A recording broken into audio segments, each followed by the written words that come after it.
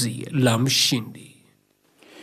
Tukiachana na taarifa hiyo, kwingineko ni kwamba shughuli za matibabu katika hospitali ya rufaa ya mafunzo ya Moi zimetatizika kwa siku 3 mfululizo kwa sasa, huku wagonjwa wakihangaika kupata matibabu. Hii ni baada ya wauguzi zaidi ya 800 kutoka hospitali hiyo kuandamana jijini Eldoret wakilalamikia ukosefu wa bidhaa muhimu hospitalini na marupurupu yao. Aidha, wauguzi hao wameshikilia kuwa wataendelea na mgomo wao hadi pale serikali itazingatia kilio chao.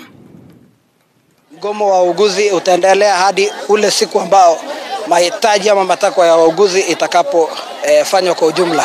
Tukianzia kwa bajeti ambayo ilireduciwa pale awali, naomba kwamba serikali ipate kurejesha hiyo bajeti ya shilingi bilioni 2.3. Napata ya kwamba saa zingine supplies zinakuwa less, sasa uwezi pea mgonjwa huduma yenye inatakana apate.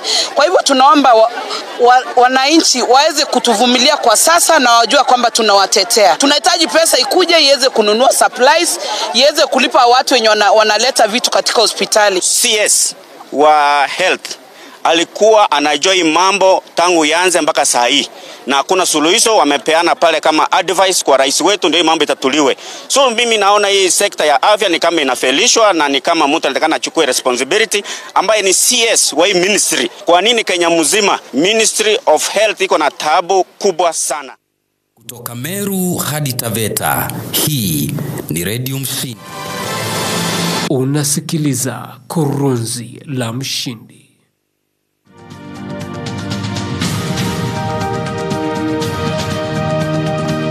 Habari za kimataifa. Maelfu ya watu wameandamana katika miji mbalimbali nchini Uturuki wakitaka kuachiwa huru kwa kiongozi mkuu upinzani na meya wa mji wa Istanbul Ekrem İmamoğlu.